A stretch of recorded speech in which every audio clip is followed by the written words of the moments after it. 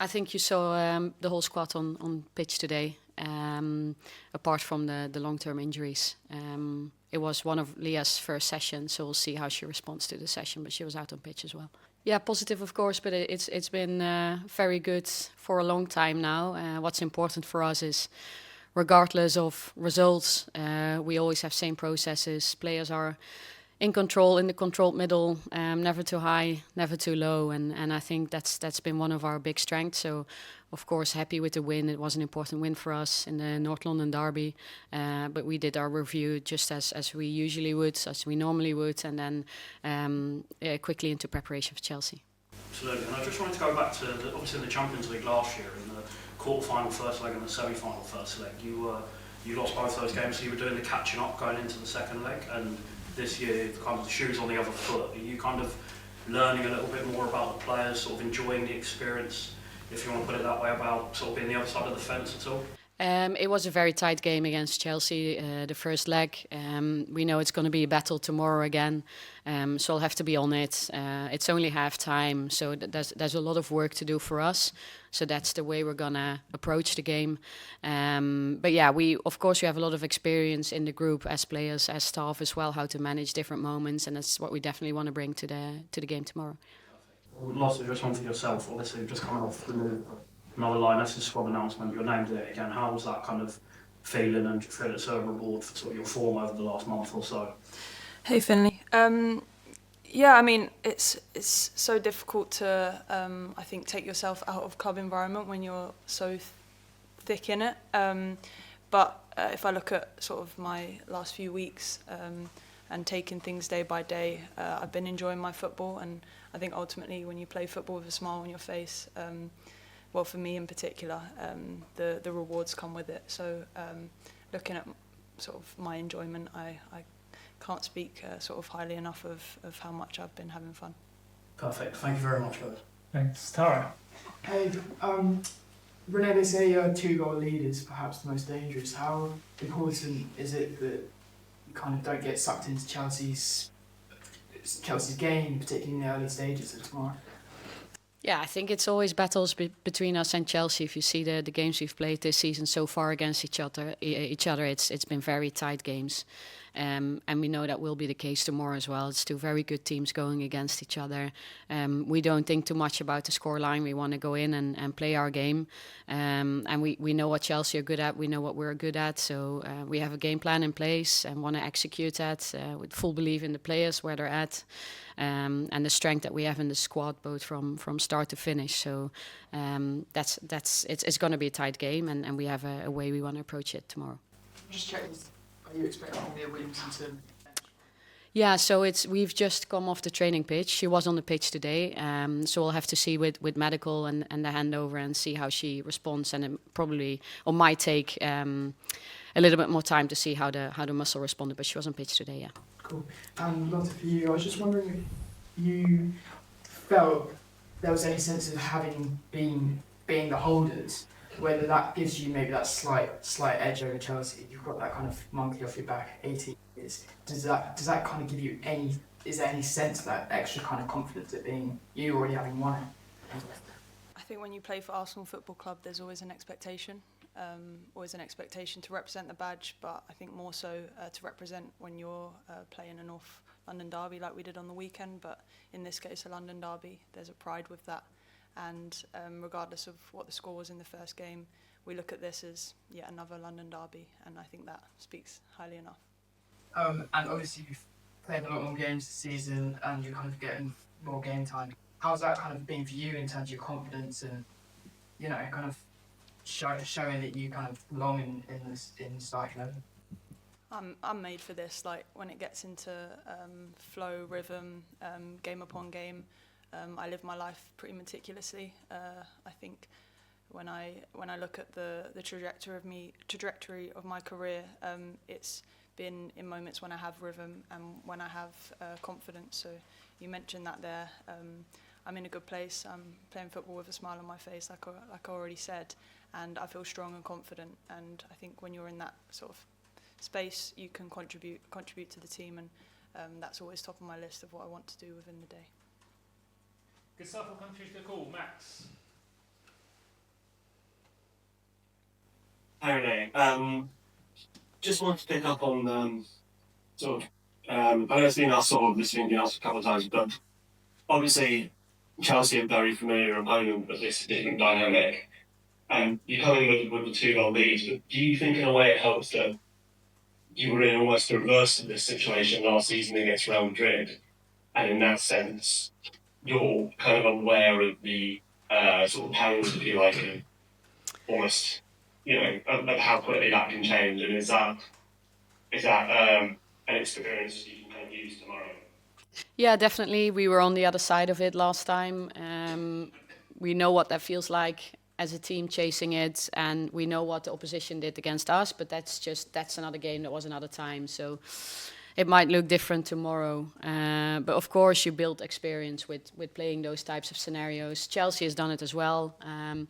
Last year, having to turn over the 2-0 deficit. So I think we both possess a lot of experience in this moment, but we can only focus on ourselves and what we want to bring to the game. And I think we're quite clear on what we want to bring to the game tomorrow. And just a couple for Lotta. First of all, Lotta, I wanted to ask you about VAR, because obviously we don't have it in the WSL, and I think the theme of the game against Chelsea this season, particularly two at the Emirates, there were a lot of controversial moments, one in the game with VAR and one without it.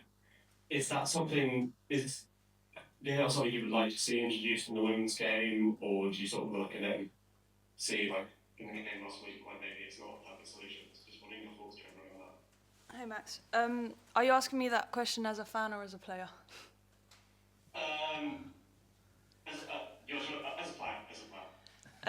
Because as a fan, I view football as imperfectly perfect. You know, like humans make mistakes. Then the question is, does technology make a mistake? And our assumption, our expectation is no.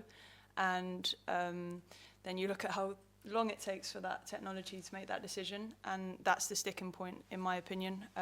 For fans, it's not an enjoyable watch. But for me as a player, I understand the nuance of there actually needing to be a greater investment in terms of referees going full-time. And in my opinion, that's top of the list of ways that I think the federations and those powers that be can make the biggest impact. And from there, then we can have the VAR conversation.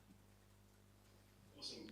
That's a really interesting response. And just to ask a question generally about your game generally, the way you played this season.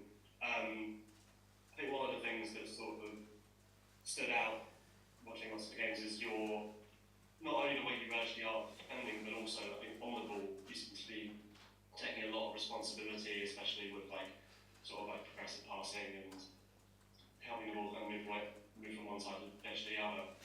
How much do you enjoy having that sort of responsibility on the ball?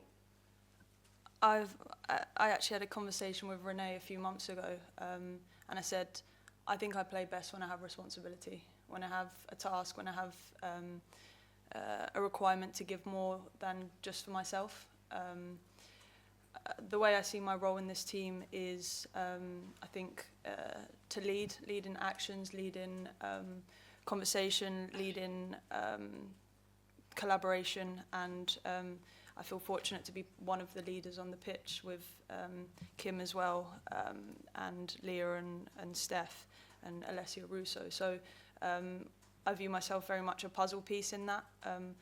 I don't think I'd be able to play so much on the ball if it didn't have, if I didn't have the support of the fullbacks, the support of the goalkeeper, and our midfield. So to your question, I think I view my role as a puzzle piece, and a piece that I'm very gladly part of this Arsenal puzzle in.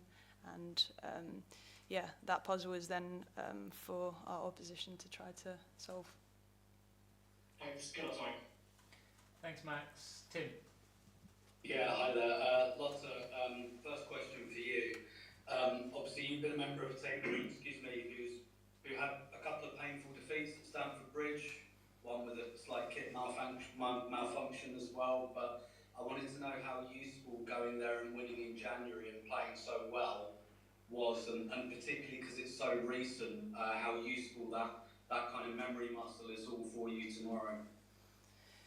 Yeah, I mean, if you look further back in the history, and Tim, you know that there are many examples of where we have been on the opposite end of a game like that.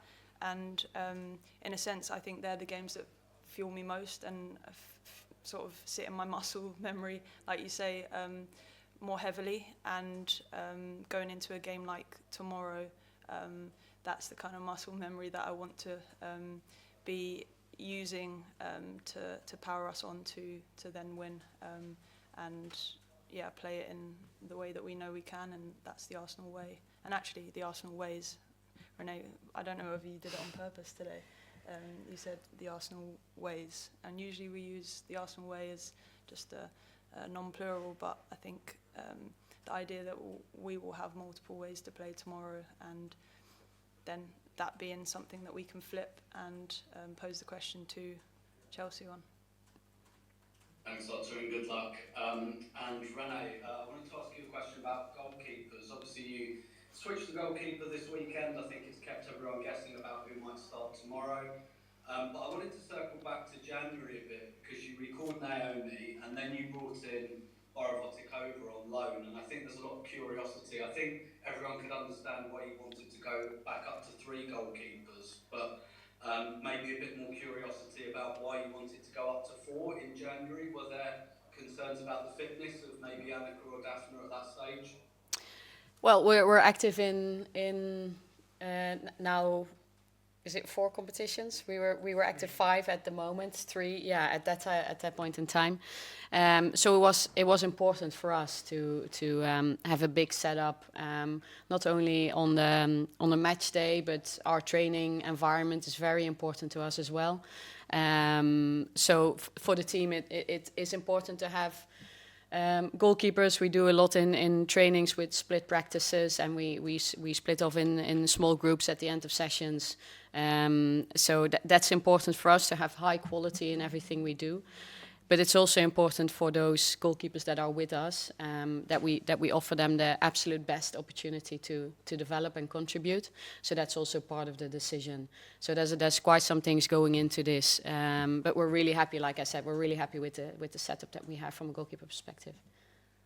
Thanks. See you tomorrow. See you tomorrow. Thanks, Tim. Amy? Hi, both. Just one for you, Renee, please. Stina and Alessia have played together probably more than ever as teammates in recent weeks. I just wondered, you've obviously been at Arsenal for a while they've been there as the assistant and now the manager. I just wondered how you've seen their kind of understanding when they are playing together blossom, especially in these roles when Alessia is a bit deeper in the way that they kind of interchange the 2 positions. Yeah, they're 2 really good players, really important to us. I think they're quite different as players, and that's why they make such a good fit. You sometimes say the opposites attract. I think they are quite far away from each other, and that's what makes them such a good partnership, because they want to do different things on the pitch, so they give each other that space and opportunity and to do those different things. So it brings a dynamic in the team that's really good for us. And yeah, so they both can play the 9 role. We have other players that can play in the 9 role. Les has been playing in the 10. We have other players that are really good in the 10. So again, it just comes back to the quality that we have in the squad and the different options that we have with different attributes that we can use in different moments in the season, in a game. And it's just a luxury position for us as coaches to be really detailed with those decisions, how to start, how to finish, what does the opposition do, what do we want to do, so and so forth. But that partnership has been great for us. Just don't make me play in the 9, yeah? Yeah. How much can you work on that in training, or does it have to be sort of, those 2 players have to be in a match situation to develop that kind of instinctive understanding, as opposed to kind of like a really rehearsed and structured and manufactured one on the training pitch? Both, of course, to get repetition in games where the pressure is on and there's exposure and there's real opposition, both teams competing at the fullest. That's of course really good development, but you can do a lot of things on the training pitch, like otherwise we wouldn't be on the training pitch. There's so much we can do, both big and small, working on partnerships, individually, partnerships, units, full teamwork. So yeah, that's what we try to use to the max. And I think we have a really good balance at the moment in our training program to do all those things with different coaches involved, with different players involved, partnerships. So that's been really good. Perfect. Thank you. Good luck tomorrow. Thank you. Thanks, Amy. Rachel. Thank you. Hi there. Well, a question for you. Earlier you said, I'm made for this when it comes to those moments, the momentum that you have. And I'm wondering about these big game moments, these big occasions. Do you feel like you're made for these kinds of matches as well? Do you want a one-word answer? I'm going to go with, I assume I know what the answer is, but if you want to elaborate. Yeah, I relish the opportunity. I relish the moments. I feel a great honour playing for this club, but then even greater honour to play in these moments. I recall many throughout my years, but yeah, the thirst and hunger that I have is getting greater and greater, and a game like tomorrow is one of another opportunities. And sort of looking up and down your bench and on the pitch, it feels like you have quite a few of those players, and it's not entirely a given that are those game changers that can come in no matter what point in the game, whether they're starting or they're coming off the bench, and actually make that critical difference. And how much confidence does that give you when you're looking around your squad, knowing any number of these people can come up and do that crucial thing and be that resilient? An incredible amount of confidence. I believe in every player that we have, and I think even more so, I think they believe in themselves. We're not an arrogant team, we're not an overly egotistical team, and I think that plays to our advantage in terms of the quiet confidence that we have, yeah, that's definitely something that we possess, and I think plays to our advantage. Nice one, best of luck. Thank you. Thanks, Rachel. Catherine. Hi guys, hope you're both okay. Lotta, I wanted to ask, sort of following on from Rachel's point there, a little bit about what it is about this team that when you get to the latter stage of the season and when you get to this point in knockout football that you can just sort of really lock in and focus. It feels like Arsenal's kind of got a really great way of doing that, and maybe obviously Renée plays a role in that as well. Hey, Catherine.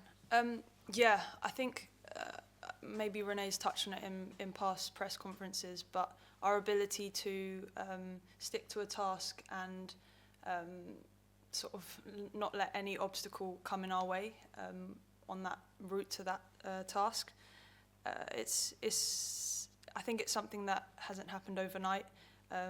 We spend many days in this training ground, on the pitch, in the meeting rooms, and I think those incremental moments are what has and hopefully will continue to give us the margin when it comes to these big game moments. And I've kind of already mentioned it, and I think it goes without saying the weight, or rather not the weight, I think it gives you a power that playing for Arsenal gives you, and we're made for these big game moments, so any decision that is made at this club is in power of those moments.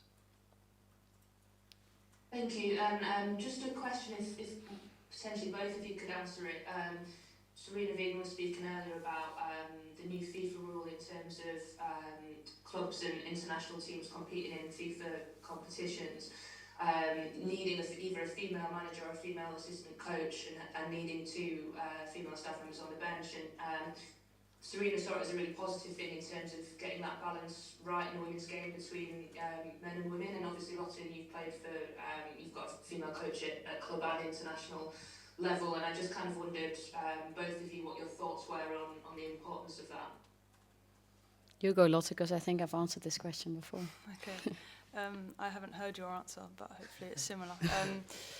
I believe that I think any change has to be deliberate, it has to be immediate, and I think it has to have longevity.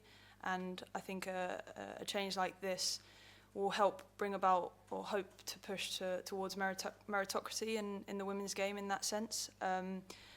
I hope, and I feel like it is going towards that way, that this will just become a new normal, and with this big push it will allow that to happen. My then next sort of curiosity maybe goes towards, well then there be a requirement for a coach on that team to have to be from England or have to be from the country that then is employing that coach? Because I think all of us know that the route or the pathway within women's football in England in particular has not sort of been clear enough for female coaches coming through, and I think that then is the next question. Can we help female coaches in England get there sooner? And I think that will help the game grow, but that's a longer term question.